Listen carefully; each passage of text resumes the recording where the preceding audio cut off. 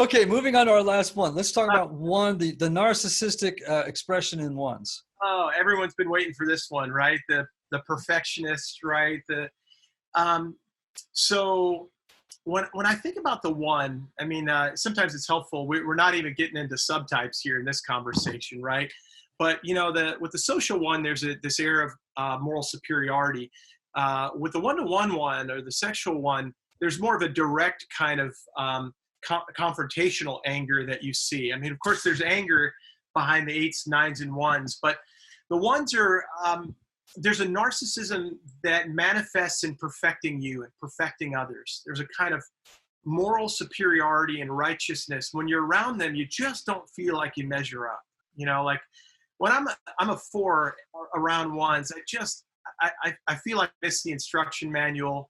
They know, I'm on a faculty now, which is, by the way, kind of silly, but I sit around a faculty table with people with degrees from Harvard and Yale and Duke and all these places. And I often don't feel like I measure up. But like the ones around the table, there are lots of 1s and 5s. Like the ones, they know the polity. They know the rules. They know the handbook, and I'm always like, oh God, I don't know. What was I supposed to do?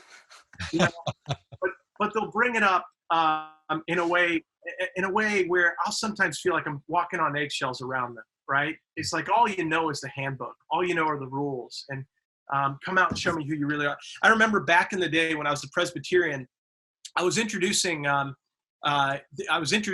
candidate in a large group assembly. And I said something like, this is a good man. This is a really good man. I like him a lot. And a guy stood up, and this is like Presbyterian language, but he's like, point of order. Can we call anyone good? Reverend DeGroat, can we call anyone good? I was like, what is going on here?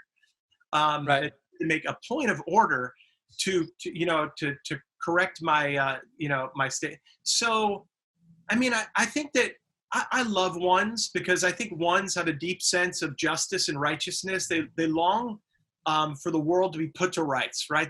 They see things that the rest of us need to see. But ones also need to know their impact, and I think that part of the work that I've done over the years with ones is to reflect back their impact. Like on the one hand, I love your longing for righteousness and for justice, for a world that is good and right and pure and just. At the same time, sometimes it just feels like you're pushing me away with that, like I'm not invited into the conversation.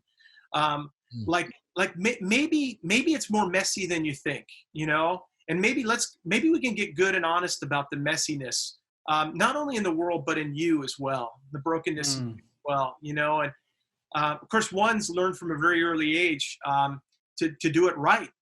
As to avoid the messiness in their own lives, in their own hearts, right? So to walk down the road with them and to be let into that messiness is a real honor and a real privilege. Yeah.